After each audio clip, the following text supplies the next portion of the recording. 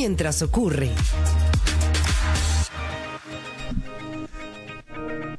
Muy buenos días. Son en este momento las 9 en punto de la mañana de este jueves 18 de julio del año 2024.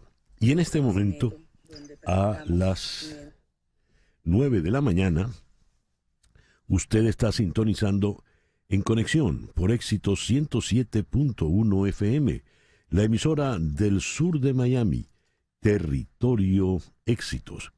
Y si usted nos sintoniza, si usted descarga la aplicación Actualidad Media Group en su celular, entonces también nos podrá escuchar en el celular.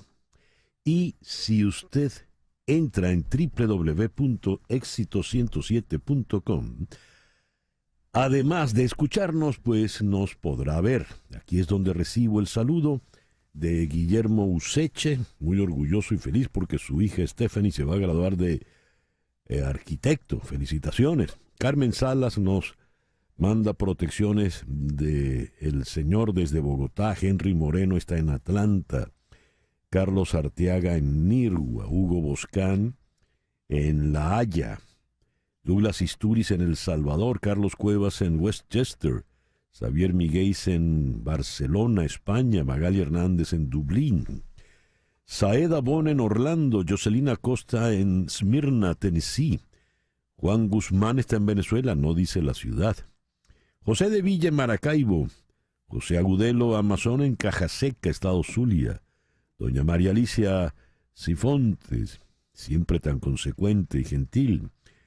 Mimón y Annie están en Bogotá. Guillermo Lozada en Johns Creek, Georgia. Dan Vento en Winter Garden. Elsa Vivas nos saluda, supongo que en Caracas.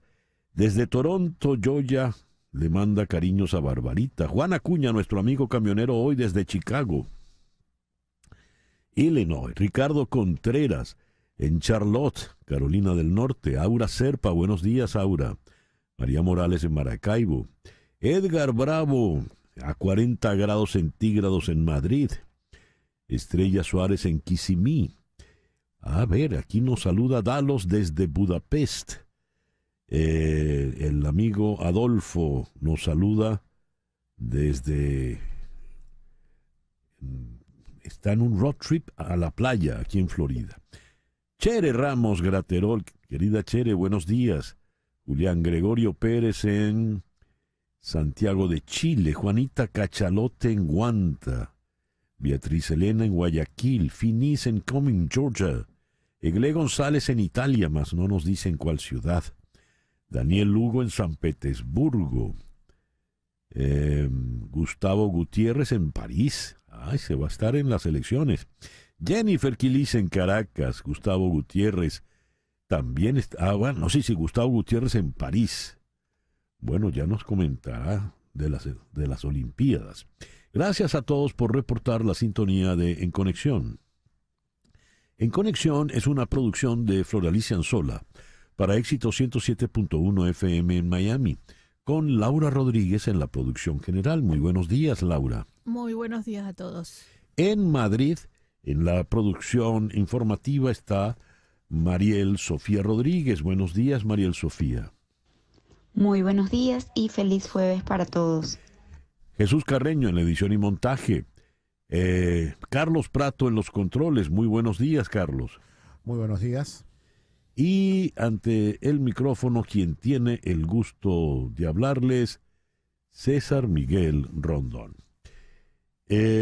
Hoy es el día, ya vamos a repasar aquí el santoral católico. Santa Sinforosa, San Emiliano, San Federico de Utrecht y San Bruno de Segni. Y en el calendario astrológico de Enrico Mariani, para el día de hoy, repite creciente la luna de Sagitario, luna para irse a la playa, luna para descansar, pero estamos en jueves y todavía hay mucho que trabajar. Así que le damos otra lectura a esa luna en Sagitario. Es la luna para buscar la verdad. Vamos a empeñarnos en encontrarla. Luna creciente en Sagitario, Sol en Cáncer este jueves 18 de julio del año 2024. Hoy es el Día Internacional de Nelson Mandela. El objetivo de Naciones Unidas es demostrar que cada persona puede ser el detonante de un gran cambio dentro de su comunidad, tan solo a realizar acciones sencillas en su ámbito. Seguir el ejemplo de Nelson Mandela. Es el Día Mundial de la Escucha.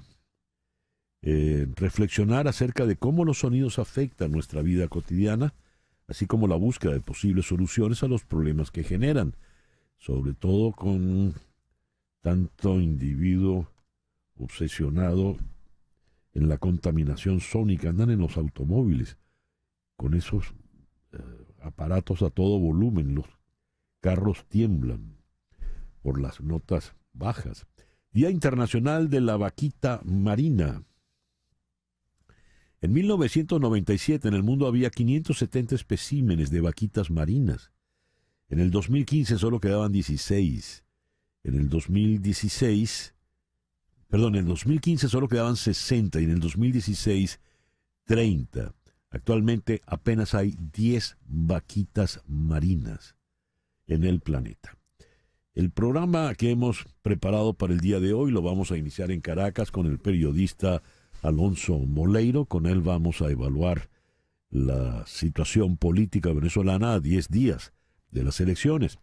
Aquí en Miami vamos a conversar con el periodista Ewald Scharfenberg, coeditor de Armando Info. Armando Info es un importantísimo portal de investigación periodística, está cumpliendo 10 años. En Rockville, Maryland, vamos a conversar con el economista José Guerra. ¿Qué está haciendo el Banco Central? Pues lo que hizo en el 2012, quemando dólares para mantener la moneda un tanto equilibrada en esta víspera electoral. En Washington vamos a conversar con el periodista Gustavo Alegret. Con él vamos a hacer un balance de lo que ha sido la convención republicana, cuando hoy se espera ya el discurso consagratorio de Donald Trump. En Houston vamos a conversar con el periodista nicaragüense Ricardo Somarriba. Denuncian más de 600 casos de violencia contra pueblos indígenas en Nicaragua. Y en Sao Paulo vamos a conversar con la guionista y cineasta brasileña Carol Pires sobre el documental Maldito Darién, que es un documental corto, impresionante, sobre lo que es atravesar ese infierno. Y nuestro foro del día de hoy se lo vamos a dedicar a las soft skills, las llamadas habilidades blandas. ¿Qué son las habilidades blandas? Esa mezcla de destrezas sociales, cualidades de comunicación, rasgos de personalidad, actitudes, inteligencia social e inteligencia emocional. ¿Cómo se logran esas habilidades blandas? Esto lo vamos a abordar con la psicóloga Cintia Maza Reyes en Barquisimeto y con la también psicóloga Alexandra González en Ciudad de México. Ese es el programa que hemos preparado para el día de hoy, 18 de julio del año 2024. El 18 de julio del año 64 de nuestra era se produce el gran incendio de Roma, cuando Nerón era el emperador. Se dice que fue él el que mandó a quemar Roma mientras se deleitaba en su piromanía tocando la lira. Eso no está confirmado. Lo de la lira y lo de que él fuese el responsable. Lo único confirmado fue el incendio. El 18 de julio de 1323, en Roma, el Papa Juan XXII canoniza al filósofo y teólogo italiano Tomás de Aquino. Sacerdote dominico fundamental en la teología católica. 18 de julio de 1566 muere Fray Bartolomé de las Casas, el religioso español defensor de los derechos de los indígenas en todo el proceso de la colonización de América. 18 de julio de 1817 muere la novelista británica Jane Austen, la autora de Orgullo y Prejuicio, Emma, persuasión, sentimiento y sensibilidad, Mansfield Park. El 18 de julio de 1872, a los 66 años, fallece Benito Juárez, él siendo presidente de México. El 18 de julio de 1898 nació el filósofo Herbert Marcuse, el destacado miembro de la Escuela de Frankfurt, famoso por sus trabajos de filosofía social y sus críticas al capitalismo. 18 de julio de 1918. Nace Nelson Mandela, abogado y activista político. Los sudafricanos se refieren a él como el padre de la nación. Estuvo 27 años preso y en 1990, al ser liberado, se convierte en el presidente del Congreso Nacional Africano. Por su activismo recibió más de 250 honores, incluido el de 1993, Premio Nobel de la Paz, Medalla Presidencial de la Libertad de Estados Unidos, la condecoración más alta, y la Orden Soviética de Lenin, la condecoración más alta en lo que era la Unión Soviética. Fue presidente de Sudáfrica. Su estatua está, por ejemplo, en la entrada del Parlamento británico, allá en Londres. 18 de julio de 1936 comienza la Guerra Civil Española tras el alzamiento contra la República encabezado por el general Francisco Franco. El levantamiento se inicia en Marruecos. Hoy está cumpliendo 74 años Richard Branson, el multimillonario fundador del Virgin Group. Su fortuna para 2016, según Forbes, estaba estimada en $5.200 millones. Hoy debe ser muchísimo más. El 18 de julio de 1967, 57 años atrás, se fundó la Universidad Simón Bolívar. Originalmente, cuando se funda, se le llama la Universidad de Caracas. Luego se renombra como Universidad Simón Bolívar, allí en el Valle de Sartenejas. El 18 de julio de 1976, en los Juegos Olímpicos de Montreal, la jovencita rumana Nadia Comaneci, de apenas 14 años, logra por primera vez en la historia del mundo olímpico 10 puntos de clasificación en sus pruebas gimnásticas. Hace 48 años de ello. La señora Comaneci es hoy una muy destacada dama de 62 años. El 18 de julio de 1985 falleció el padre José María Velas, sacerdote jesuita, fundador de Fe y Alegría. Él había nacido en Chile y falleció a los 74 años en Barinas. El 18 de julio de el año 2012, Kim Jong-un es nombrado líder oficial supremo de Corea del Norte. Tenía 28 años. Se le da el rango de mariscal del Ejército Popular de Corea. Desde el 2012, 12 años atrás, está al frente de la nación. El 18 de julio de 1723 se estrenó en Leipzig la cantata 136 de Bach, dirigida por el propio Bach. Soy incapaz de decir esto en alemán, así que lo voy a decir en español. Examina 71 años atrás, el 18 de julio de 1953, Elvis Presley llegó a un servicio de grabación en Memphis, pagó $3.98 y grabó este tema. Ese tema fue un regalo para su mamá, My Happiness. La primera grabación de Elvis Presley. 18 de julio de 1964, por primera vez, The Rolling Stones entran en el Billboard Hot 100. Not Fade Away era el primer tema del lado A de su primer disco. El editorial con César Miguel Rondón. Voy a ponerles el audio de un tuit que María Corina Machado colocó hará aproximadamente una hora. Es sumamente grave la denuncia que hace la señora Machado. Vamos a escucharla. Hoy es 18 de julio, estamos a 10 días del 28 de julio.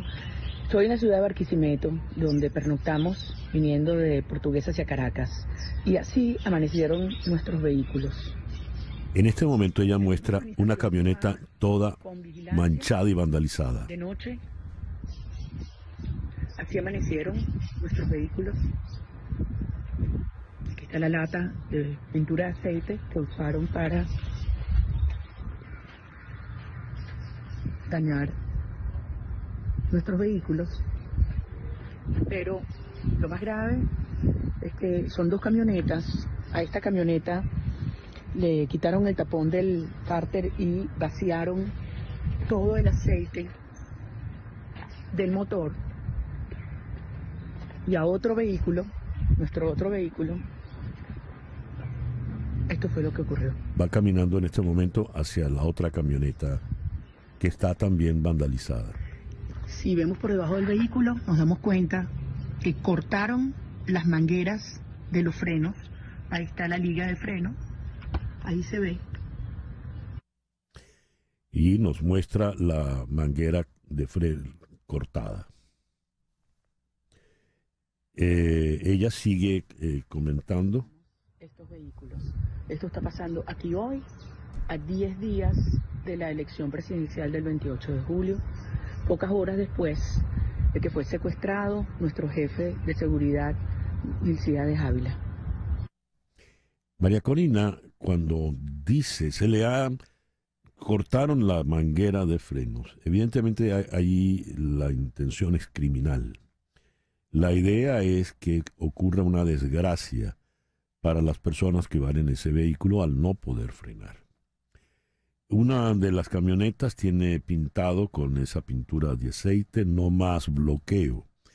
Evidentemente, esta es una acción de los sectores afectos al régimen, al chavismo, al madurismo. La denuncia que hace María Corina Machado es sumamente grave, porque la apuesta, por lo visto, del señor Maduro es a la violencia. Violencia criminal, hay que decirlo ya con todas sus letras.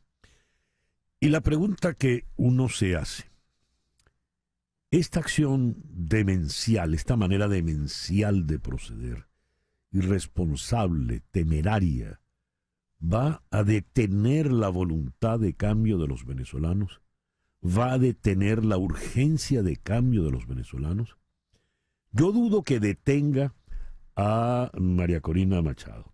Ella, en el tuit que hemos escuchado, ha escrito: no nos detendrán. Dijo, la campaña de Maduro es la violencia y es responsable de cualquier daño a nuestra integridad física. No nos detendrán. Yo no dudo que ella seguirá adelante. Y no dudo que con ella buena parte del país, de ese país harto de salvajadas, de criminalidad, de demencia, también la va a seguir acompañando. Es lamentable que ocurran estas cosas. Restan 10 días que pueden ser muy, muy delicados. El reloj indica 9:20 de la mañana. Hacemos una pequeña pausa y al regreso las noticias más importantes de este jueves 18 de julio. Esto es En Conexión por Éxito 107.1 FM en Miami. Son las 9:22. Sábado 20 de julio. Pasado mañana, Loan Depot Park. Los Marlins de Miami reciben a los Mets de Nueva York cuando se celebra el Día de la Herencia Venezolana. Habrá de todo. Tendremos incluso un concierto de San Luis. Y lo importante es que compres tus entradas en marlins.com/Venezuela. Al comprarlas en marlins.com/Venezuela, al llegar al estadio te van a dar una camisa conmemorativa del Día de la Herencia Venezolana. Y lo más importante, vas a contribuir con Fe y Alegría Venezuela. Vas a ayudar a los pequeños, a los maestros, a los estudiantes de fe y alegría en Venezuela. Por ello, compra tus entradas en marlins.com/Venezuela. marlins.com/Venezuela. Sábado 20 de julio, Loan Depot Park, Día de la Herencia Venezolana. Y a las 9:24 vamos con las noticias más importantes de este jueves 18 de julio. Donald Trump hablará hoy en Milwaukee en el último día de la Convención Nacional Republicana. El discurso de esta noche será el primer discurso público de Trump desde el intento de asesinato de la semana pasada. El discurso se produce inmediatamente después de 3 días de discursos, incluidos los de sus ex rivales y retadores en las primarias, Nikki Haley, Ron DeSantis y Vivek Ramaswamy. Ayer la convención escuchó al candidato elegido por Trump para vicepresidente, el senador por Ohio, J.D. Vance. Hoy, Trump aceptará formalmente la nominación presidencial del partido en un discurso que dijo haber reescrito luego del ataque de la semana pasada. Trump ha dicho que el discurso se centrará en la necesidad de unidad. El presidente Joe Biden dio ayer positivo por COVID-19. La Casa Blanca dice que está experimentando síntomas leves y se aislará en su casa en Delaware. La noticia llega en medio de la presión constante de algunos demócratas, más recientemente el representante Adam Schiff, de California, para que Biden abandone la carrera antes de su nominación en agosto. El Comité de Reglas de la Convención Nacional Demócrata, presidido por el gobernador de Minnesota, Tim Walz, anunció que retrasaría hasta principios de agosto una pasada de lista virtual para volver a nominar formalmente a Biden después de que legisladores y delegados se quejaran. Los aliados de Biden querían que el pase de lista se realizara la próxima semana, pero el líder de la mayoría en el Senado, Chuck Schumer, y el líder de la minoría en la Cámara de Representantes, Hakeem Jeffries, estuvieron entre los que presionaron para que se retrasara la publicación de la lista virtual. Una encuesta de AP mostró que una gran mayoría de los demócratas quiere que sea otra persona el candidato del partido a la Casa Blanca. Y como comentábamos, el representante Adam Schiff de California, quien muy probablemente sea el próximo senador del estado, dijo públicamente que Biden debería retirarse de la carrera. El presidente Xi Jinping dijo que el país seguirá adelante en su campaña hacia un desarrollo de alta calidad, dando su señal más autoritaria hasta el momento sobre los planes para impulsar la economía de China mientras lucha contra una desaceleración con tensiones comerciales con Estados Unidos. Las autoridades chinas dijeron que buscarían impulsar la demanda interna y resolver los riesgos de que una montaña de deuda inmobiliaria y de gobiernos locales torpedee la economía. El gobernante Partido Comunista prometió profundizar la reforma del lado de la oferta para crear un nuevo impulso para el crecimiento en una declaración que marca el cierre de un cónclave que se celebra 2 veces por década y que a menudo ha anunciado importantes cambios de política. El Parlamento israelí votó en la madrugada de hoy jueves en contra del establecimiento de un Estado palestino, por principios, en medio de un creciente debate al respecto en la comunidad internacional por la guerra en la Franja de Gaza.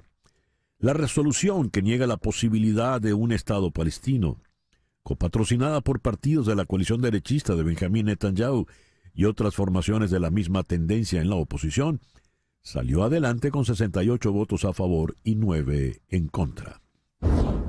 Y siguiendo en Jerusalén, al menos 54 personas murieron y otras 95 resultaron heridas en las últimas 24 horas en la Franja de Gaza, mientras el ejército de Israel continúa su ofensiva militar por aire, tierra y mar sobre el devastado enclave palestino, donde la situación humanitaria se agrava cada día más. Kiev. Un portavoz ucraniano confirmó hoy jueves la retirada de las tropas ucranianas de la localidad de Uroseine, en la región oriental de Donetsk, donde Rusia continúa con sus ataques, pese a sufrir un gran número de bajas, y ha reivindicado la toma de varias poblaciones en las últimas semanas. Según declaró al medio ucraniano Interfax el portavoz del grupo Hortitsia del ejército ucraniano, Naser Voloshin, las fuerzas ucranianas que defendían la localidad de Urosein, situada en la zona de Donetsk y contigua a la región de Zaporilla, se retiraron debido a que el enemigo lo ha destruido casi todo allí. Cita textual. Beirut. Un comandante del movimiento islamista palestino Hamas, también supuesto miembro de su aliado libanés, Hama al-Islamiyya, murió hoy jueves en un bombardeo israelí contra el vehículo en el que viajaba por la región de Bekaa, en el este del Líbano, según informaron diversas fuentes. La rama armada de Hamas, las brigadas de Qasim, anunció en un comunicado el fallecimiento de su comandante, Mohammad Hamed Habara, alias Abu Mahmoud, en una operación de asesinato llevada a cabo por aviones sionistas traicioneros en la Bekaa occidental, en el Líbano. Cita textual. El primer ministro británico Keir Starmer proclamó hoy jueves el reinicio de las relaciones entre el Reino Unido y la Unión Europea bajo el nuevo gobierno laborista en la inauguración de la cumbre de la Comunidad Política Europea.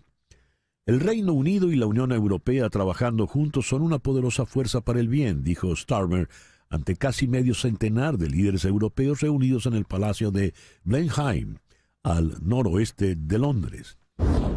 La presidenta de la Comisión Europea, Ursula von der Leyen, parecía dispuesta a ganar un segundo mandato gracias, en gran parte, a acuerdos de compromiso en todo el espectro político. El medio político la describió como una extraordinaria transformadora y dijo que se comprometería a reducir la burocracia, impulsar la competitividad regional y dejar las cuestiones climáticas en un segundo plano, en un esfuerzo por ganarse el bloque ampliado de legisladores de centro-derecha elegidos para el Parlamento Europeo. La señora von der Leyen no tuvo un camino fácil para conseguir apoyo para su candidatura a la reelección. Había pregonado su respuesta a la pandemia como muestra de su profesionalismo y credenciales tecnocráticas. Pero en vísperas de la votación, un tribunal reprendió a la Comisión por ocultar los detalles de los contratos de las vacunas para el COVID-19. Ayer, María Corina Machado llenó de entusiasmo las calles de Guanare. Entre vítores y banderas tricolor, una multitud la esperó en el centro de la ciudad, superando las restricciones de movilidad y el hostigamiento policial. Acompañada de Delsa Solórzano, María Oropesa y María Beatriz Martínez, entre otras figuras políticas nacionales, María Corina Machado llamó a los venezolanos a defender el voto y a hacer vigilia durante el 28 de julio, día de la elección presidencial. Eso fue ayer. Y esta madrugada ocurrió el incidente al cual le dedicamos el editorial de hoy. Repito el texto que escribió María Corina Machado en la red X. Esta madrugada cometieron un atentado contra mí y mi equipo en Barquisimeto, Estado Lara. Nuestros carros fueron vandalizados y cortaron la manguera de los frenos. Agentes del régimen nos siguieron desde Portuguesa y rodearon la urbanización donde pernoctamos. La campaña de Maduro es la violencia y es responsable de cualquier daño a nuestra integridad física. No nos detendrá. Dicho esto, vamos con nuestra primera entrevista del día de hoy. Vamos a Caracas, donde está el periodista Alonso Moleiro. Alonso, muy buenos días. Gracias por atendernos. Buenos días, César Miguel. ¿Cómo estás? Encantado de saludarte. Alonso, esta denuncia que ha hecho recién María Corina Machado es de extrema gravedad. Me gustaría tu opinión al respecto. Bueno, por supuesto, muy grave en la medida en que nos acerquemos a la fecha electoral, el discurso del gobierno, del candidato a gobierno, pues del Estado candidato de Nicolás Maduro y el Estado revolucionario va a ir endureciéndose, volviéndose cada vez más sórdida y peligrosa. Hemos visto ya una secuencia de acusaciones, algunas incluso ellos mismos las olvidan, están como engordando un expediente. A María Corina Machado se le ha acusado de todo, entre otras de querer, por ejemplo, romper, o sea, en un momento Delcy Rodríguez habló de que las vallas al puente de Ciudad Bolívar estaban vandalizadas, es decir, se han hecho toda clase de acusaciones. Las manifestaciones de María Corina Machado, me tocó estar el viernes, el sábado pasaba en la de Valencia, la ciudad de Valencia estuvo trancada es decir, todos los accesos a Valencia amanecieron cerrados, la gente no sabía a qué hora era el acto, no tenía punto de concentración, no había micrófonos, no había metro, no había transporte público, y de todas maneras aquello fue un lleno impresionante, en una caravana con un fervor, una cosa asombrosa, de verdad, los niveles de intensidad y de fe que despierta la dupla, porque por supuesto que González Urrutia Claro. era el candidato y todo el mundo lo tiene claro, pero ella en particular. Entonces, bueno, me parece que estamos entrando en la zona más delicada de esta historia a partir de hoy Sí. 18 y que Alonso, pueden venir estos y otros elementos. Alonso, tú tienes mucho tiempo en la cobertura de los hechos políticos en el país y he leído opiniones, por ejemplo, de ya antes habíamos visto manifestaciones como las de María Corina Machado, comparando, por ejemplo, con las que se dieron con Enrique Capriles en sus tiempos electorales. Tú que estuviste en unas y en otras y estuviste en Valencia, ¿son iguales? Estas son un poco más, son más, o sea, iguales no son. Eso no quiere Ujú. decir que las pasadas no hayan sido manifestaciones gigantescas. El lleno de la Avenida Bolívar de Claro, Capriles del 2012 fue impresionante. En el ujú, 2002 la oposición movió a toda Venezuela. O sea, la sí, fuerza social de la oposición, su arrastre, su poder de convocatoria siempre ha sido muy alto. Sin embargo, en este caso tenemos que agregar unas cosas. María Corina Machado está haciendo esto sin marketing político, sin poder dirigirse a la gente, sin poder explicar su mensaje. Todo el tiempo es injuriada por ujú, venezolana de televisión, calumniada, sin explicarse, sin poder ni siquiera exponer sus tesis. Tampoco González Urrutia de forma muy aislada. Y en general, es decir, ella está haciendo esto es de pueblo en pueblo.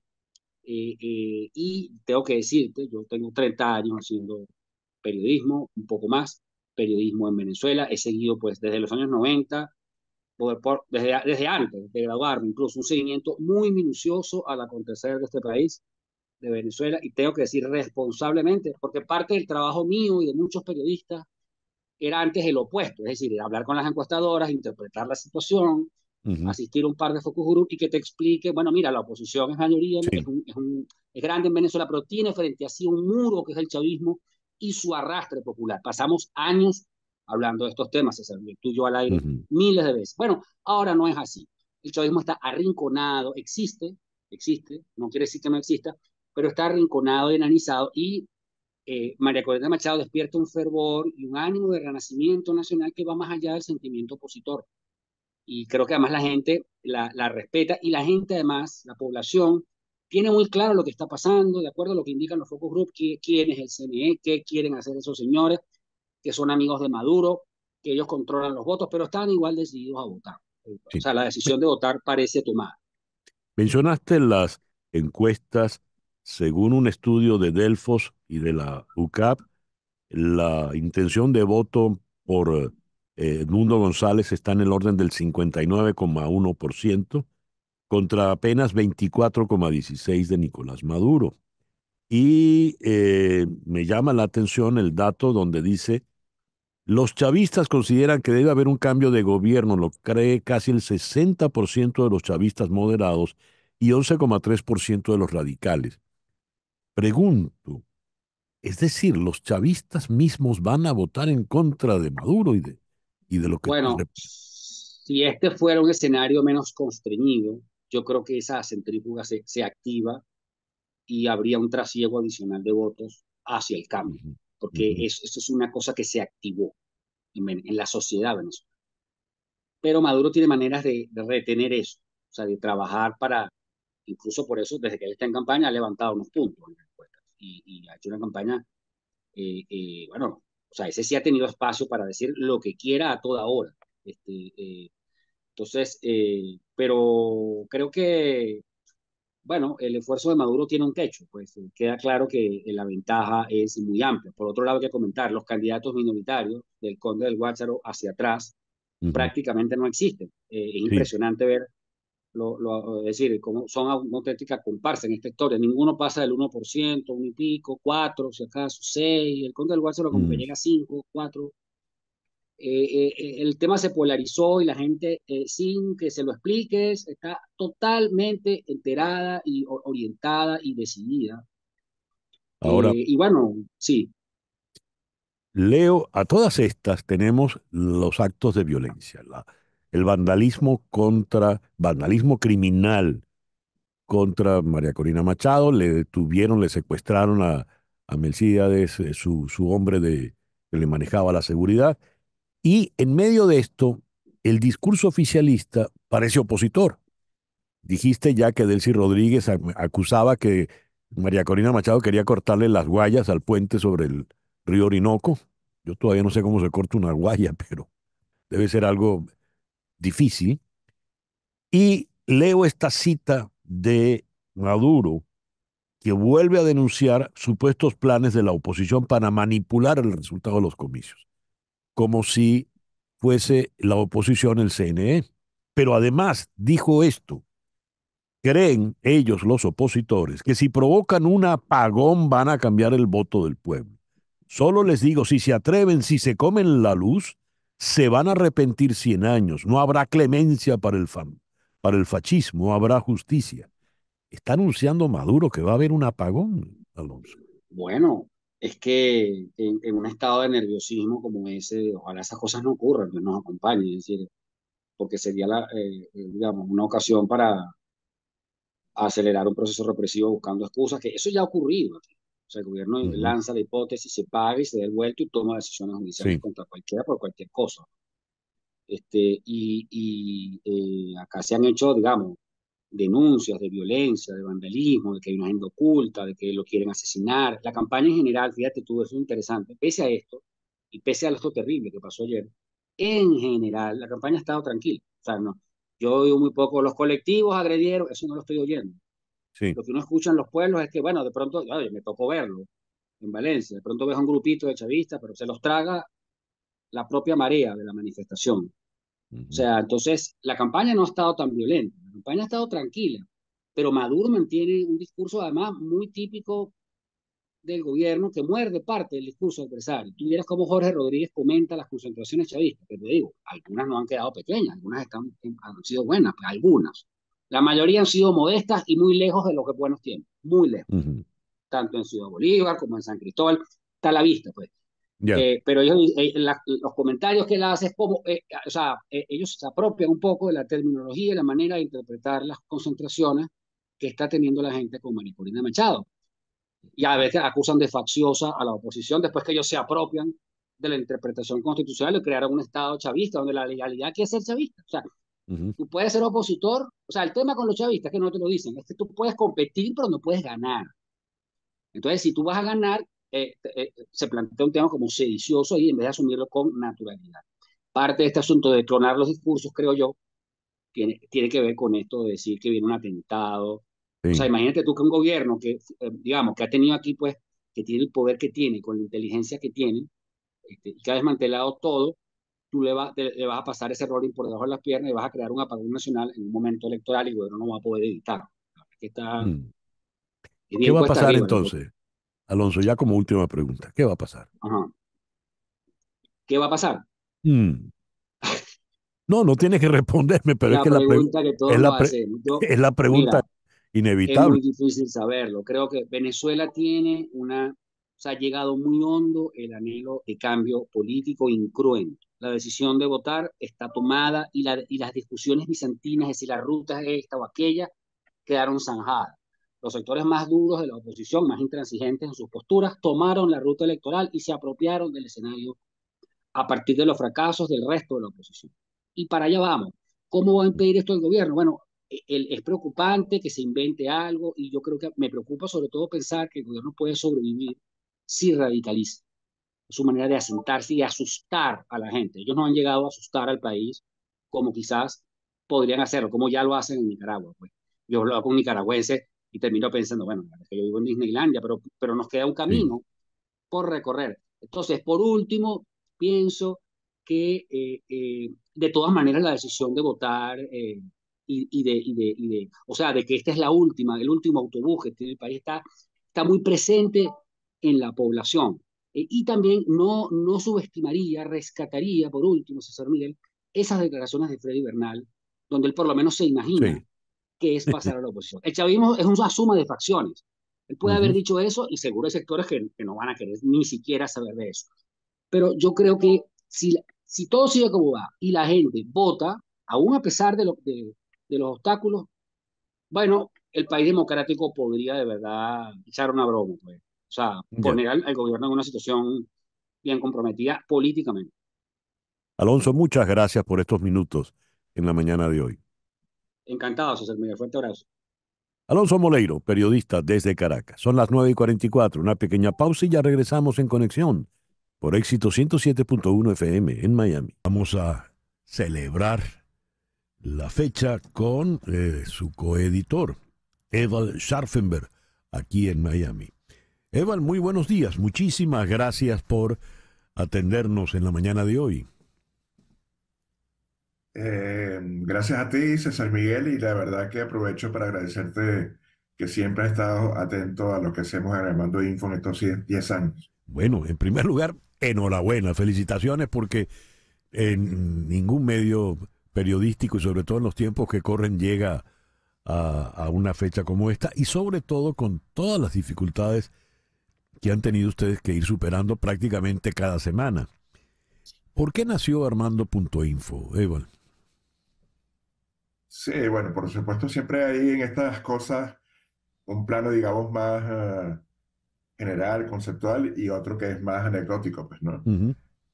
Ahí yo creo que coincidieron, primero una circunstancia externa es que, como recordarás, en 2013, primer año de gobierno de Maduro, hubo una racha de compras de medios de comunicación en Venezuela. Pues. Ujú. Fue adquirido Universal, fue adquirido Globovisión, fue adquirido la cadena Capriles, pues, ¿no? Entre otros medios por capitales, digamos, cercanos al chavismo, y eso hizo que, bueno, no solamente que muchos periodistas se fueran, digamos, eh, disgustados con lo que iba a pasar en sus medios, sino, bueno, sin empleo, pues, ¿no? Y fue el caso de mis socios Joseph Polizuk, que venía de Universal, y Alfredo Mesa, que venía de una revista que Televisa tenía en Venezuela, Poder. Ah, y eso, digamos, coincidió con que, bueno, nos dábamos cuenta de que si hay algo que nos faltaba y sigue sin faltar en Venezuela dentro de tanta escasez, son historias que contar. Ujú. Entonces, nos pareció una oportunidad para hacer el periodismo que queríamos hacer y sin sonar vanidoso, también hacer algo que considerábamos que era de valor cívico. Eval, todos los que has mencionado, incluyendo a Roberto, Denis, están en el exilio. ¿Por qué? Bueno, como bien sabes y parte de tu audiencia sabrá, tiene que ver con el caso de Alex Saab, Ujú. eh, básicamente, pues, ¿no?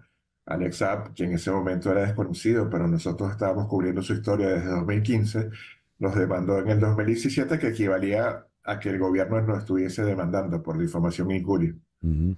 Y entendiendo que íbamos a ir a parar a la cárcel y además que eso nos iba a impedir seguir haciendo la cobertura tanto del caso SAP como de todas las historias que hacemos, pues decidimos en cierto momento, por supuesto también por consejo de nuestros abogados, dejar el país. Pues, y eso, por supuesto, nos ha traído muchas dificultades personales, también organizacionales, porque ahora estamos dispersos por todo el mundo.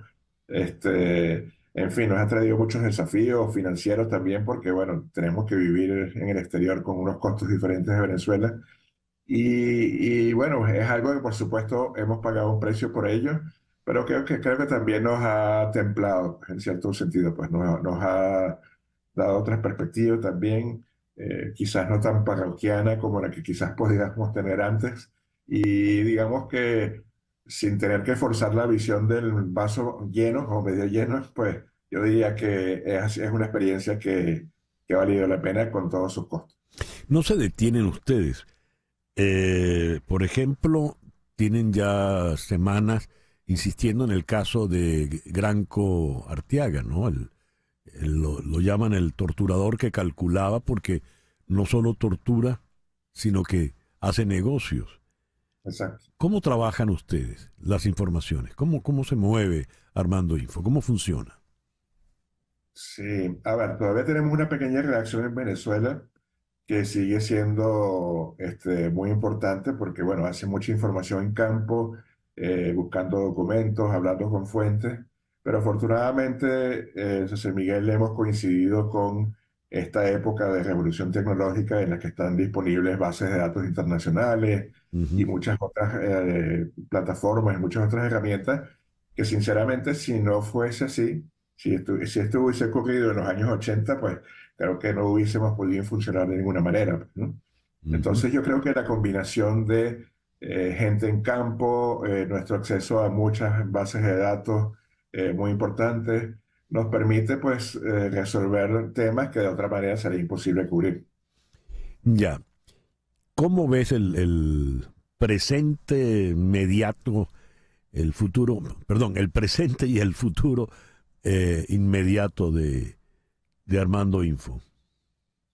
Sí, bueno, hay muchos escenarios, César, y la verdad es que tendría que confesar en esta entrevista, siempre por la confianza que me generas, que a nosotros mismos nos sorprende de cumplir 10 años, pues, ¿no? Ujú, Y nos sorprende porque la verdad es que vamos día a día, tanto en términos periodísticos como de, digamos, sobrevivencia financiera y otros aspectos, digamos, de lo que llaman el back office, que por supuesto no suelen ser transparentes ante el gran público, ujú. pero bueno, que nos ocupa mucho tiempo, pues sobrevivir nos ocupa mucho tiempo, básicamente. Entonces, cuando Bueno, me propones pensar en el futuro, es casi que una osadía, César, porque todos los días me pregunto cómo vamos a hacer mañana para trabajar, pues, ¿no? ya. Pero me permitiría fantasear, y se me muy rápidamente, con que haya, si hay una restitución democrática en Venezuela, con reinstalarnos en Venezuela y darle un carácter ya, digamos, más sólido, más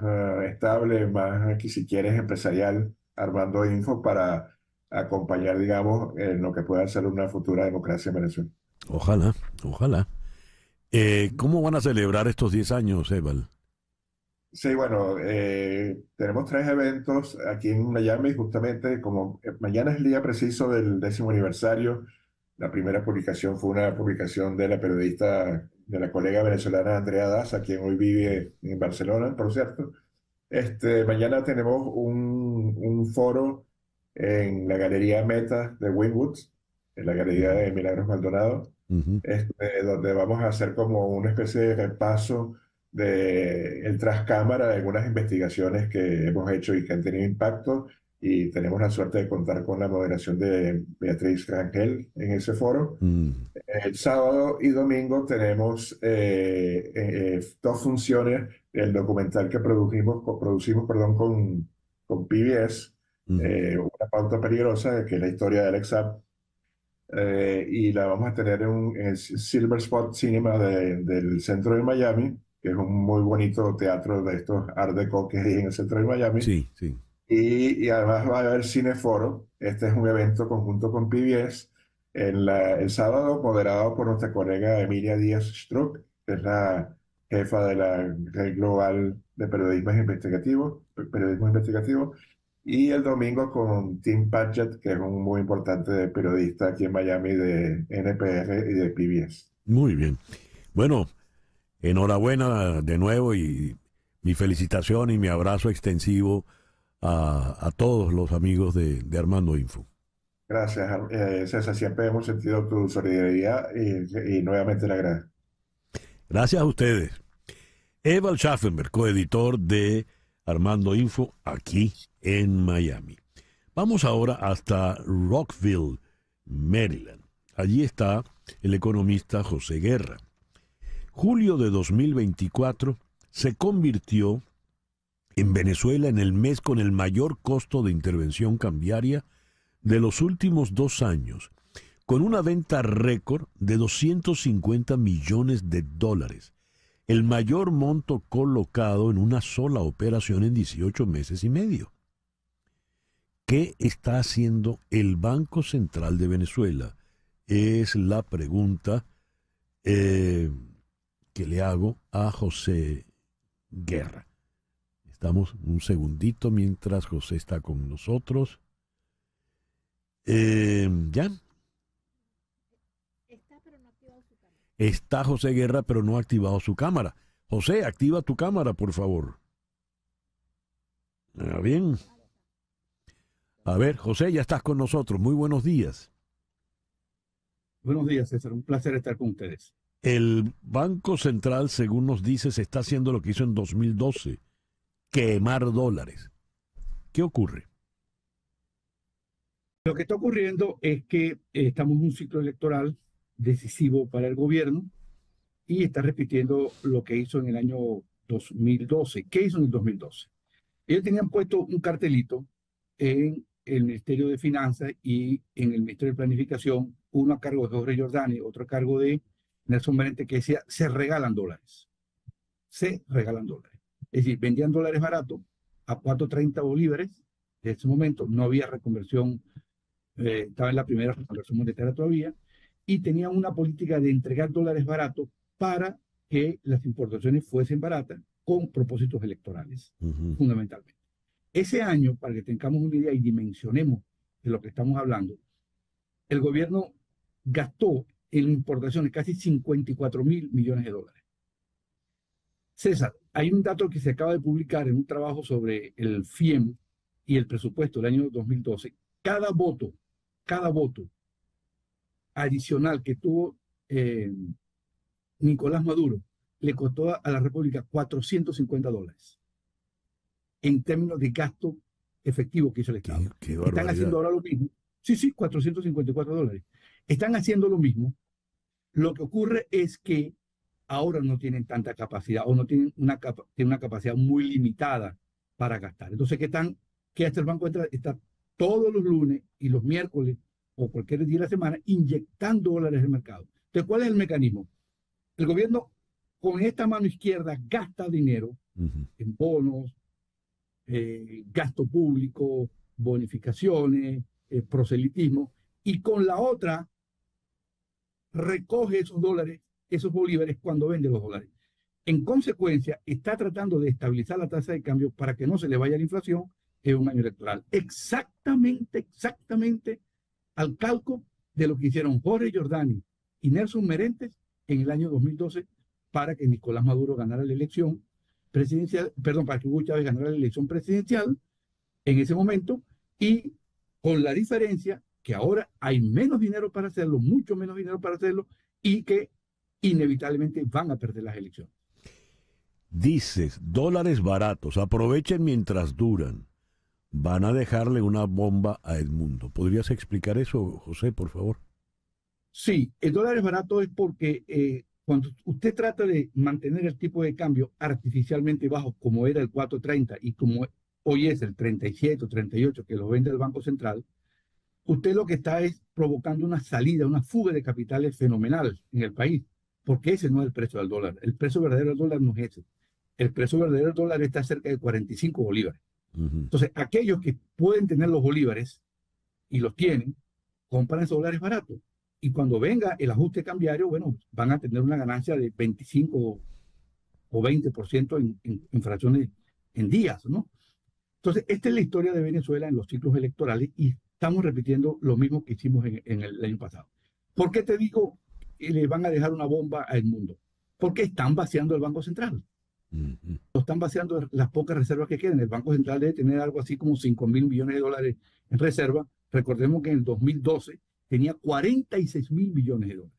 46.000 millones de dólares en el 2012. Ahora tiene 5.000, de los cuales gran parte es oro. Entonces, todo lo que entra en efectivo, que vende Chevron, o que vende la San Chevron, o que vende otras empresas, o que vende, o que el público usa sus dólares para pagar y el gobierno los usa para intervenir, dólar que entra, dólar que sale. Porque el público no retiene los bolívares, sino lo que quiere dólares. Porque está anticipando que después de esto viene un gran ajuste cambiario. Dios. José, muchas gracias por atender. César, dime, sí. No sé si me da 5 segundos nada más. Pueden ser 10 segundos. Sí, acabo de ver una encuesta, César, con la intención de voto del mundo ganando por 25 puntos porcentuales. Pero hay una cifra en una encuesta que me preocupó, que es que una parte, 30-40% de los venezolanos piensa que el voto no es secreto. Eso no es verdad. El voto es secreto. quieren vender la idea de que el voto no es secreto para que la gente y el empleo público tenga miedo y no vaya a votar. El voto es secreto, está garantizado que es secreto y nadie sabe por quién usted votó, sino usted mismo. Muy importante insistir en ello. Gracias por insistir en ello, José. Y gracias por habernos atendido. José Guerra, economista desde Rockville, en Maryland. Son las 10:02 de la mañana. Hacemos una pequeña pausa y al regreso venimos con nuestro foro en el día de hoy. Soft Skills. ¿Qué son las habilidades blandas? Esto es En Conexión por Éxito 107.1 FM en Miami. ¿Qué son las habilidades blandas? Soft Skills. Aquí leo que se trata de una mezcla de destrezas sociales, cualidades de comunicación, rasgos de personalidad, actitudes, inteligencia social, inteligencia emocional. Esto facilita que un individuo pueda tener buenas relaciones con sus entornos o equipos. ¿Cómo tenemos esas habilidades blandas? ¿Vienen con nosotros? ¿Son innatas? ¿Las podemos adquirir? Ese es nuestro foro en la mañana de hoy. En la ciudad de Barquisimeto está la psicóloga Cintia Maza Reyes, especializada en terapia familiar sistémica. Cintia, muy buenos días. Gracias por estar con nosotros. Hola, buenos días. Gracias a ustedes por la invitación. Y en Ciudad de México está la también psicóloga Alexandra González, es docente de maestría en psicología clínica y de la salud. Alexandra, muy buenos días. Gracias por acompañarnos. Hola, muy buenos días. Un gusto estar aquí nuevamente. ¿Qué son las soft skills, habilidades blandas? Cintia, por favor.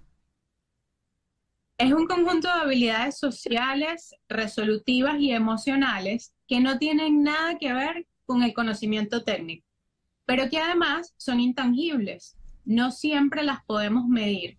Y son aquellas habilidades que en conjunto ayudan a que podamos desarrollar de una forma mucho más exitosa, sana y positiva cualquier actividad, no solo en el índole laboral, sino social y educativo también. ¿Qué nos puedes decir tú al respecto, Alexandra, por favor? Bueno, este es un concepto, es un término que ha tenido especial relevancia en el ámbito organizacional. Sin embargo, como estaba comentando Cintia, son indispensables. De hecho, en el Reino Unido no se les conoce tanto como soft skills, como core skills o life skills. Entonces, son habilidades indispensables para la vida en general, porque agrupa todo aquello que necesitamos para interactuar socialmente, para también ser autónomos, ¿no? Tomar decisiones, establecer límites y hacer un uso efectivo y eficiente de las diversas herramientas con las que contamos hoy en día, en particular en esta sociedad tan compleja y cambiante en la que estamos viviendo. Cintia, dijiste que son intangibles, no las podemos medir, pero ¿cómo las definimos? ¿Cómo las catalogamos entonces? Fíjate, a diferencia del conocimiento técnico, que lo podemos como cualificar, puedes presentar un examen y podemos saber cuánto sabes acerca de algo. Las habilidades blandas o las soft skills o las habilidades para la vida, las podemos medir de cierta forma a través de la acción. Es decir, en grupos de trabajo podemos darnos cuenta qué tan hábil eres en determinadas soft skills. Entonces, por ejemplo, puedo asignarte un proyecto y verificar o evaluar qué tan bueno eres liderando, qué tan bueno eres actuando en situaciones inesperadas, en situaciones sociales. Alexandra, hablaste, por ejemplo, de cómo se valora esto a nivel laboral, ¿verdad? Y citaste el caso británico. Cintia nos dice que nos ponen un examen, por ejemplo, se puede evaluar. No se puede medir, pero se puede evaluar mi capacidad, mi habilidad. Si yo voy a entrar en un tipo de trabajo, ¿me van a medir mis habilidades blandas? Alexandra, ¿cómo me las van a medir? Sí, definitivamente. Bueno, En los procesos de selección hay diferentes recursos para hacerlo. Por ejemplo, están los assessment centers, están la asignación de un proyecto, que tengas que resolver un caso, o las evaluaciones 360, que incluye evaluaciones de diferentes personas. Eh, entonces, sí hay diferentes herramientas, técnicas, estrategias para dar cuenta de esas soft skills y en resumen, lo que comparten todas es que te exponen a situaciones auténticas. Es decir, así sean simuladas, lo más parecidas a las situaciones en las que te enfrentarías en la vida real desempeñando un cargo. Entonces ya no es solamente la entrevista sobre qué sabes, sino cómo resolverías las diferentes situaciones que se presenten en la vida real. A ver, cuando leí la introducción, leí, por ejemplo, inteligencia social e inteligencia emocional. ¿Cuántos tipos de inteligencia hay? ¿Qué es la inteligencia social? ¿Qué es la inteligencia emocional? Te pregunto a ti, Cintia, por favor. Mira, la inteligencia social está de la mano con la capacidad que tengo para desenvolverme de forma efectiva dentro de la sociedad. Es decir, poder ser empático, poder saber manejarme con otras personas, poder resolver conflictos, poder resolver situaciones en las que podría verme inmiscuido. Ahora la inteligencia emocional está atada a cuánto conozco de mis emociones y qué capacidad tengo para manejarlas sin que me afecte a mí y sin que afecte a otras personas. Cuando yo digo, Cintia, que alguien no tiene inteligencia emocional, ¿qué estoy diciendo? Lo que estamos diciendo es que esa persona pueden haber dos escenarios. Uno, o no sabe identificar y reconocer sus propias emociones ante situaciones específicas, o sí las reconoce, pero no sabe cómo manejarlas de forma adecuada. Entonces, podría ser por inhibición o podría ser por explosión.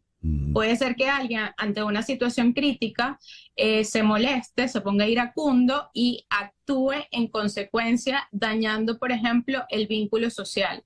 Pero podría ser también el caso que una persona ante la misma situación se inhiba y más bien se aísle. Ahora, Alexandra, los ejemplos que nos acaba de dar Cintia, digamos, son negativos. Yo puedo adquirir inteligencia emocional, yo puedo aprender a comportarme de una manera, digamos, un poco más coherente y o aceptable. Alexandra. Sí, completamente. Definitivamente es una habilidad que se puede adquirir y no solamente adquirir, sino también mejorar a lo largo de la vida. Y cuando en los 90, digamos, este concepto se fue popularizando, en particular por un estudio de la Organización Mundial de la Salud, se volcaron o se volcó la atención hacia las instituciones educativas.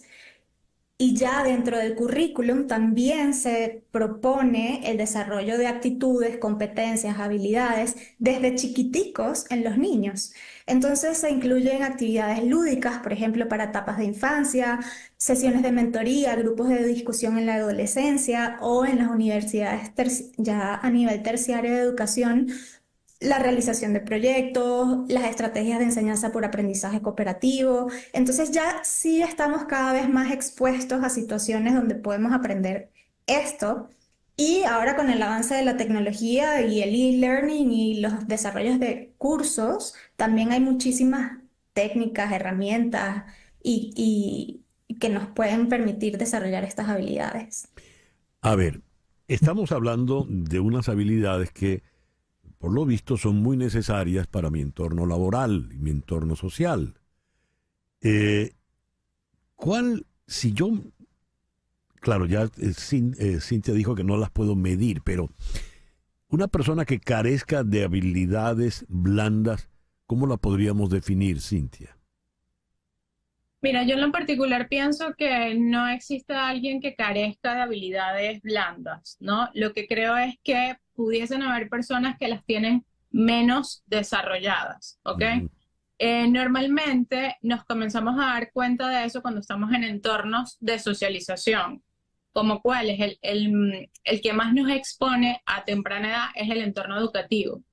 Desde temprana edad, el sistema de las maestras, pues son los primeros que hacen como la referencia a los padres de, mira, el niño necesita aprender a ser más empático, a trabajar en equipo, a compartir, a reaccionar de mejor forma ante cierta situación. Cuando comenzamos desde temprana edad a poder identificar cuáles son esas falencias que existen, podemos entonces ir desarrollando mucho más las habilidades necesarias para la vida. Pero no existe alguien que no tenga habilidades blandas. Una persona tímida, según esto, Cintia, ¿cómo la definiríamos? Una persona tímida, según esto, lo que vamos a decir es que sus habilidades interpersonales, que son habilidades blandas, están menos desarrolladas. La timidez también es un tema de carácter, de personalidad, pero que puede ser trabajado y desarrollado. Es decir, ¿puedo dejar de ser tímido? Sí, puedo dejar de ser tímido. Muy bien. En ese criterio, Alexandra, decías que, claro, hay técnicas que me van a permitir adquirir habilidades blandas. Conoces, por supuesto, un viejo refrán que dice, loro viejo no aprende a hablar.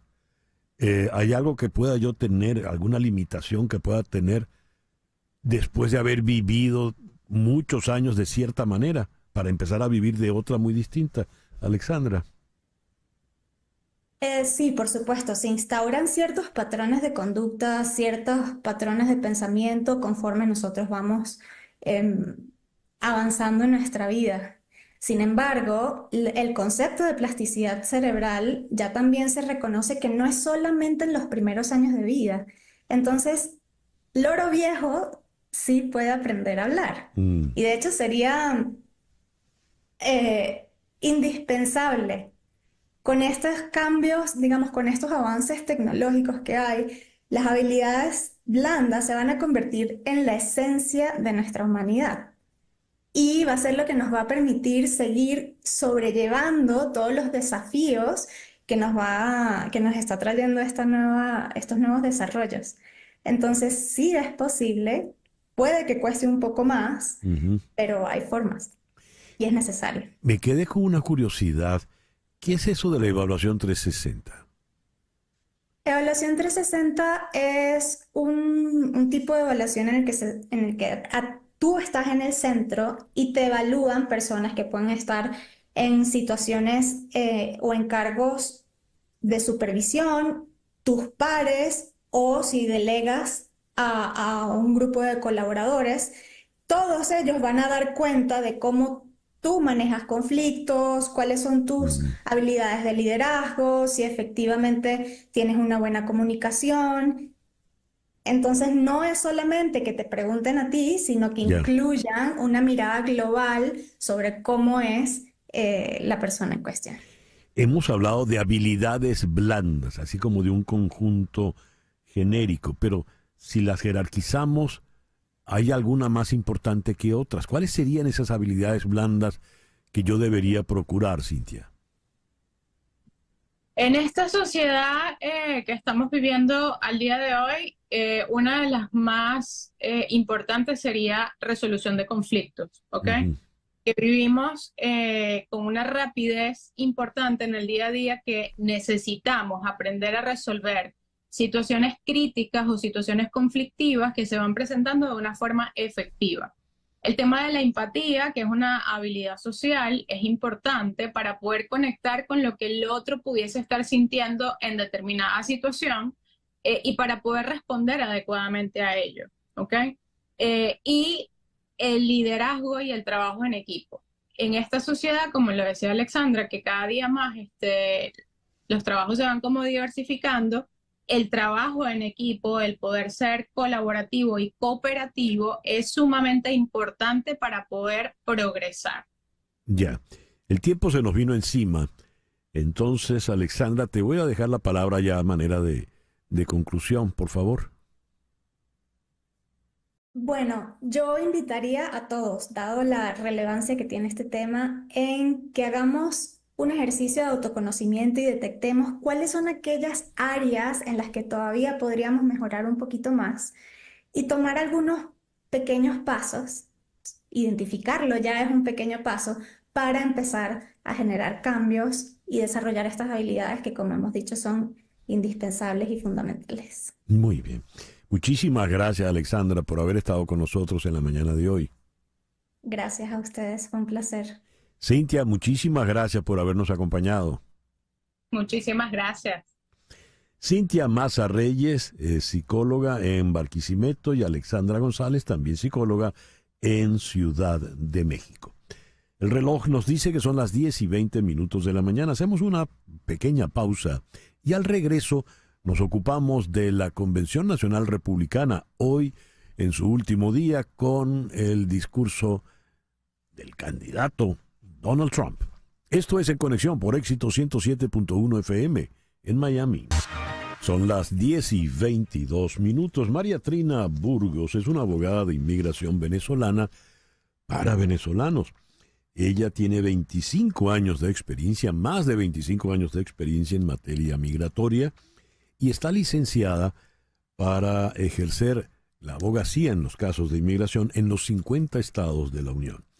De manera que si vives en Alaska, vives en Hawái, vives en California, en Nueva Jersey, ella te va a poder asesorar de la manera debida, de la mejor manera. Su teléfono aquí en Miami es el 305-468-0044. 305-468-0044. En la red X, @abogadaburgos. En el Instagram, María Trina Burgos. Y tiene un teléfono en Venezuela, el 0212-771-3040. María Trina te va a asesorar en todo lo que tiene que ver con el proceso migratorio. 305-468-0044 para que tus sueños de inmigración se hagan realidad con tu abogada María Trina Burgos. Ayer fue el tercer día de la Convención Nacional Republicana en Milwaukee. Leo que cuando el candidato a vicepresidente J.D. Vance subió al escenario, estaba aceptando algo más que la nominación para ser compañero de fórmula de Donald Trump. También se estaba probando el manto de heredero aparente para llevar el trumpismo al futuro. Vamos a Washington, allí está el periodista Gustavo Alegret. Gustavo, gracias por acompañarnos. ¿Qué balance haces de estos 3 días de convención republicana? Buenos días, gracias César Miguel por la invitación. Creo que es una convención republicana que está siendo exitosa para los propósitos del partido. Después del atentado está cambiando de alguna manera también el discurso. No es una convención como estaba pensada para atacar al rival, para movilizar a los votantes, sino para hacer un llamado de unidad, para presentar a Donald Trump como un héroe, como una figura resiliente que ha superado multitud de embates y de dificultades, unas judiciales, según la narrativa del movimiento MAGA, persecución política, persecución judicial, sino incluso un atentado. Eso le infiere un halo de cierta divinidad, casi me atrevería a decir, dentro del Partido Republicano. La convención también está sirviendo para presentar, como decías, a quien aparentemente Donald Trump funge como su sucesor. Una figura como J.D. Vance, con su discurso, que es muy similar y con elementos que, si quieres, los hablamos, lo hacen muy atractivo para el movimiento de Donald Trump y para los propósitos electorales de noviembre. ¿Cuáles son esos elementos? Yo creo que J.D. Vance tiene o presenta 4 pilares fundamentales que han garantizado su escogencia por parte de Trump. El primero, él es un católico conservador. Está apelando a los conservadores, a cristianos de alguna manera evangélicos que han sentido una cierta desafección con Donald Trump. Es cierto que los evangélicos abrazan más a los republicanos, no a los demócratas, pero pudo haber una cierta decepción durante la primera presidencia de algunos. La presidencia de Donald Trump, me refiero. Y menciono esto porque no porque no consiguiese revertir el histórico fallo de Roe versus Wade en el tema del aborto, sino por el comportamiento de Trump con las mujeres, con su comportamiento caótico, a veces alejado incluso de una ética religiosa, podríamos decir. Bueno, J.D. Vance es un católico convencido, conservador, y apela también a ese votante. Primero. Segundo, es de Ohio. Con su mensaje apela a los trabajadores del Medio Oeste. Y ahí es donde se va a jugar la elección. Si quieres lo hablamos en los 7 estados que son pendulares más adelante. El tercero es un excrítico de Trump. Trump está diciéndole también a aquellos que se alejaron del Partido Republicano o se alejan de él siendo republicanos, lo ven. Algunos antes eran muy críticos conmigo, me llamó imbécil, me llamó el Hitler del Partido Republicano, y hoy me abraza, hoy está conmigo. A esos también apela la figura de J.D. Vance. Y en último, yo me atrevo a decir que nada despreciable las conexiones que J.D. Vance tiene con Silicon Valley. Él es una persona surgida de la clase media, educado en Yale, entre otros, y que tuvo cierto éxito y con muy buenas conexiones con Silicon Valley. ¿Y qué hay sobre todo en Silicon Valley, además de innovación? Plata, dinero. Y las campañas políticas en Estados Unidos valen mucho dinero. Me llama la atención que no hayas mencionado su juventud.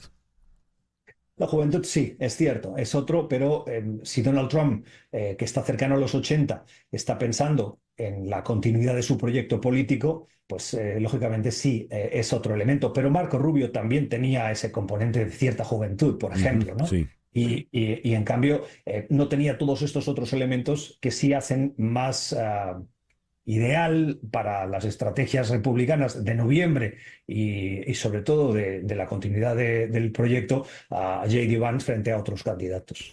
Fíjate, Marco Rubio es inmigrante, es el hijo del inmigrante cubano. Y si algo caracteriza a Vance, ese discurso tan fuerte en contra de los inmigrantes. Llevar, por ejemplo, critica el Tratado de Comercio de América del Norte porque las empresas se fueron a México.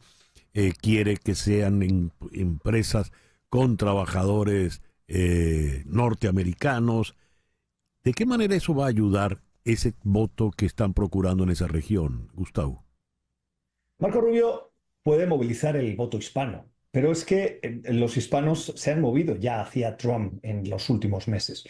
¿Cuánto se pueden llegar a mover? El 30% de los hispanos con capacidad de voto en el año 2020 votaron por Donald Trump. Hoy están cerca del 40%. Ese movimiento del 10% es un objetivo que cualquier candidato republicano en el pasado hubiese deseado, pero ya lo tiene. ¿Lo va a poder mover a por encima del 50%? Yo lo creo difícil. En cambio, sí es necesario movilizar al votante de clase media trabajadora en el cinturón del óxido. Y fíjate, hay 7 estados que son pendulares. Los estados de Arizona, Nevada, Wisconsin, Michigan, Pensilvania, Carolina del Norte y Georgia. Todos los ganó Joe Biden en el 2020, excepto Carolina del Norte. Fíjate que hoy las encuestas, según la media que hace Real Clear Politics, le dan a Donald Trump una ventaja en todos. En algunos, por un porcentaje mínimo de 1 o 1,5. En otros, como en el caso de Arizona, un 6,2. He hecho el ejercicio esta mañana de otorgarle Nevada y Georgia, de esos 7 estados, a los demócratas, y Arizona y Carolina del Norte a los republicanos. ¿Qué queda? Quedan 3, Wisconsin, Michigan y Pensilvania. Donald Trump solo necesita ganar o Michigan o Pensilvania. Si ganase Wisconsin, se quedaría a 1. Podría ganar el otro. Biden necesita los 3. Ahí es donde se juega la batalla.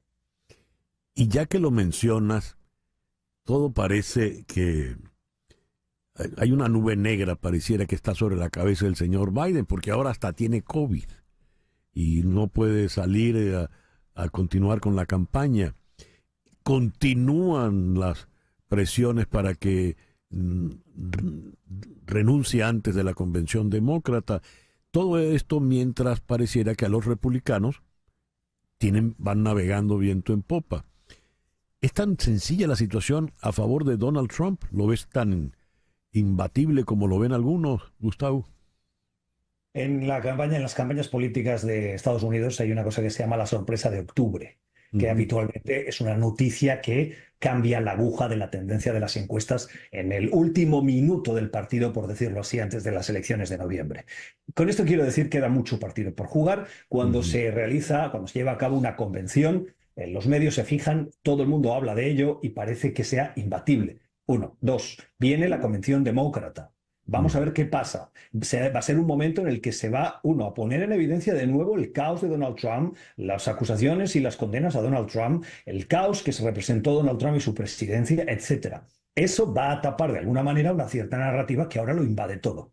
Dos, los problemas de Biden son evidentes. La última encuesta de la agencia de noticias AP con la Universidad de Chicago revelaba hace tan solo unas horas que 7 de cada 10 estadounidenses, ojo al dato, quieren que se retire, de los cuales el 65% de los demócratas suman a ese 7 de cada 10. Dos, Biden ha abierto la puerta en los últimos días a pasar del inmovilismo que no me voy a hacer preguntas. Hacer las preguntas de qué pasa si va Kamala Harris y yo me retiro. Esa mera pregunta en privado ya dice mucho de Joe Biden y de la presión que recibe. Por lo tanto, y hay un dato que me ha llamado la atención, lo comento aquí, y es, Biden tiene COVID, sí, pero Biden no se ha ido a la Casa Blanca, se ha ido a Delaware, se retira a su estancia privada, no a su posición institucional. Está reflexionando en el ámbito privado, alejado de la rutina intensa de la presidencia, su futuro. Buena pregunta. Mi última pregunta, ha habido un tono muy como espiritual, casi religioso en la convención republicana, y todo porque se atribuye que fue intervención divina que Donald Trump saliese prácticamente ileso, pues, apenas con un arañazo, un rasguño en la oreja en el atentado allá en Pensilvania. Y entonces el propio Trump ha dicho que cambió su discurso para dar hoy un discurso de unidad. No deja de ser paradójico que un individuo de una moral, digamos, un tanto peculiar, pues, sus escándalos con Stormy Daniels, todas las cosas que ha dicho de mujeres, las demandas aquí y allá, el carácter un tanto inescrupuloso en hacer negocios, no precisamente santos, ahora sea alguien de un aura espiritual. ¿Eso cómo funciona en la política de Estados Unidos y en particular en un personaje como Donald Trump, Gustavo? Mira, la figura de Donald Trump como un líder carismático, fungido por Dios, bendecido por Dios para liderar, tomando la figura del rey David, que se equivocó, pero que era el elegido en el Antiguo Testamento, que los evangélicos lo utilizan mucho. Aquel pasaje de ese Antiguo Testamento en el que el rey David puso a uno de los oficiales que estaba casado con la mujer que él amaba al frente de la batalla con el objetivo de que muriera para poderse quedar con su mujer y luego se arrepintió. Bueno, esa figura, esa narración la usan mucho los evangélicos para decir somos humanos, pero nos podemos redimir, podemos cometer errores, pero podemos tener grandes figuras, podemos ser elegidos como lo fue David.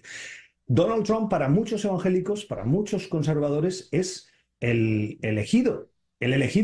Y recuerda que la derrota del año 2020 no es reconocida por una gran parte del movimiento MAGA y por el mismo Donald Trump, que todavía no ha reconocido que perdió. Sí. Por lo tanto, si no continuó siendo presidente desde ese punto de vista, desde esa perspectiva, es porque le robaron la elección, no porque no sea el elegido. Y ahora van a volver. Y ahora además lo intentan matar, pero se salva. Solo un pequeño rasguño. Donald Trump está por encima de todos nosotros, es nuestro líder. Esa es la visión. Y Donald Trump permite y la alienta de alguna manera, ¿no? Me parece que contribuye a esa narrativa del líder supremo de un movimiento que ha cooptado, si me permites, el Partido Republicano y de alguna manera lo ha secuestrado. Esta mañana escuchaba que si Ronald Reagan levantara la cabeza después de escuchar los discursos de ayer, mencionando a Rusia o Ucrania, la política exterior, diría, este no es mi partido. Seguro. Bueno, este es el Partido Republicano hoy. Seguro. Sí, Ronald Reagan pasaría por comunista. Sí. Gustavo, gracias por estos minutos en la mañana de hoy. César, gracias a vosotros. Un abrazo y un saludo a la audiencia. Muchas gracias. Gustavo Alegre desde la ciudad de Washington. 10:37. Vamos ahora a la ciudad de Houston, donde se encuentra el periodista nicaragüense Ricardo Somarriba. ¿De qué vamos a hablar con Ricardo Somarriba? Organizaciones defensoras de derechos de los pueblos indígenas de Nicaragua denunciaron la violencia contra los pueblos Mayanga y Miskitu del Caribe norte nicaragüense, que se ha intensificado desde 2018 por un proceso de colonización que, sumado a la crisis sociopolítica que atraviesa ese país, ha llevado a las comunidades, según sus propias palabras, al borde del etnocidio. En lo que va del 2024, se han documentado más de 600 casos de violencia, incluidos 4 homicidios. Vamos entonces a Houston. Allí está Ricardo Somarriba. Ricardo, muy buenos días. Tenemos un ya. Ahora sí, Ricardo, muy buenos días. Sí, muy buenos días. ¿Qué tal? ¿Cómo están todos ustedes por ahí? Muy bien. ¿Qué nos puedes decir de estos 600 casos de violencia contra los pueblos indígenas que han ocurrido en lo que va de año, incluidos los 4 homicidios, Ricardo? Es lamentable porque a pesar de este número tan crítico de violaciones a los derechos humanos, el Estado de Nicaragua estuvo ausente en este último informe presentado por la Comisión Interamericana de Derechos Humanos. ¿Qué es lo que refleja? Refleja lo que se ha venido ocurriendo durante décadas en la costa caribe de Nicaragua, y es la impunidad y la desolación por parte del Estado de Nicaragua. Es grave lo que está ocurriendo en esta zona porque es el Estado de Nicaragua uno de los principales promotores y uno de los principales acompañantes a que se realicen estas violaciones de derechos humanos. ¿Qué es lo que vemos en las cifras y en las caracterizaciones de violaciones de derechos humanos en esta zona específica de Nicaragua? Persecución, tortura, desplazamientos forzados de las comunidades indígenas hacia otras zonas, incluso a zonas de países como Honduras, zonas cercanas como Honduras. Es desolador ver que el Estado de Nicaragua no está preocupado por implementar políticas públicas o por ejercer la justicia dentro de estas comunidades. 600 casos de violencia, de violaciones de derechos humanos, es una cifra muy grave que creo que el Estado de Nicaragua debería de preocuparse. ¿Por qué el gobierno nicaragüense procede de esa manera? ¿Cuál es su objetivo? ¿Qué finalidad tiene? Recordemos que estas zonas son zonas de comercios de mayor interés por parte del Estado de Nicaragua. Aquí se realizan diferentes incursiones de la inversión extranjera, de la inversión de los aliados de Daniel Ortega y Rosario Murillo, incluso de las empresas familiares. ¿Cómo se ejecuta este tipo en el caso de los desplazamientos forzados en estas comunidades? Bueno, llegan empresas, llegan primeramente colonos a realizar invasiones de tierra para poder desplazar a los grupos indígenas que llevan años viviendo en esta zona, y una vez que se hace este desplazamiento forzado a través de enfrentamientos con colonos, entonces se establecen empresas privadas de parte del Estado, incluso de parte del Ejército de Nicaragua. También recordemos que esta zona es una zona selvática, es una zona de selva. Entonces, según los últimos informes de medios de comunicación como Onda Local, también da pauta para que se puedan establecer rutas de narcotráfico de narcotráfico en esta zona del Caribe. Ya. ¿Y el gobierno de Ortega está involucrado en ese narcotráfico? Está involucrado indirectamente porque en esta zona, una vez que los colonos desplazan a las comunidades mayagnas, a las comunidades indígenas, es el Ejército de Nicaragua el que toma control de estos territorios, argumentando de que son zonas que han sido expropiadas por parte del Estado de Nicaragua, y es el Ejército el que tiene participación. Recordemos que el Ejército ha tenido participación desde la llegada de Daniel Ortega en el 2017 hasta la fecha en crímenes de violaciones de derechos humanos, crímenes de lesa humanidad. Recordemos el caso de Lea Valles. De Lea Valles fue una campesina que denunció ante la Corte Interamericana de Derechos Humanos el asesinato de sus dos hijos y que hasta la fecha no se han entregado los cuerpos. Los asesinatos fueron por parte del ejército de Nicaragua y hasta la fecha ni el gobierno de Nicaragua ni el Estado Mayor del Ejército de Nicaragua ha brindado algún informe que esclarezca el asesinato de estos dos niños campesinos y cuyos cuerpos todavía no han sido entregados a su madre. Yeah. Estamos hablando de que han pasado ya años desde que ocurrió esta situación. Ricardo, muchísimas gracias por atendernos en esta mañana. Gracias a ustedes por siempre llevar el interés de la situación que está ocurriendo en Nicaragua. Ricardo Somarribas, un periodista nicaragüense exiliado en la ciudad de Houston. 10:43, una pequeña pausa y ya regresamos en Conexión por Éxitos 107.1 FM en Miami. Son las 10:45. Pasado mañana, sábado 20, Lone Depot Park. Los Marlins de Miami reciben a los Mets de Nueva York y se celebra el Día de la Herencia Venezolana. Los venezolanos llenamos el Lone Depot Park en lo que se convierte en una gran fiesta. Adquiere tus entradas en marlins.com/Venezuela. ¿Por qué has de adquirirlas allí? Pues porque si tú compras tus entradas en marlins.com/Venezuela, vas a recibir una camisa alusiva al Día de la Herencia Venezolana al llegar al estadio. Y además vas a contribuir de manera directa con esa maravillosa acción que es Fe y Alegría en Venezuela. Vas a contribuir con los estudiantes y maestros de Fe y Alegría en Venezuela. Ya lo sabes, marlins.com/Venezuela. Día de la Herencia Venezolana este sábado 20 en el Lone Depot Park.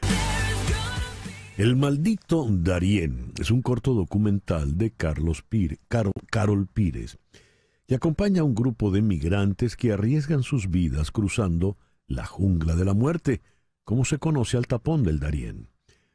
Muestra este documental en menos de 11 minutos a través de los rostros de los niños y sus madres, de los testimonios de los caminantes y teniendo los llantos y el sonido fuerte del río amenazador como soundtrack, una visión clara de lo que es ese infierno.